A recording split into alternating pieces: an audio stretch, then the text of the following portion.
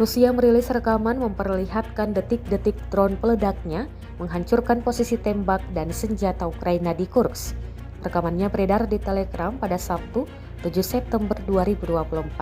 Dalam keterangan unggahan disebutkan, pasukan marinir Rusia menghancurkan posisi tembak militer Ukraina hingga menjadi debu bersama dengan howitzer di Kursk.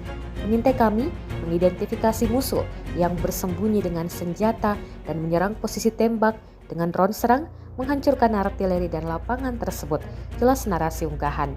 Rekamannya pun kini telah menuai berbagai komentar dari warganet.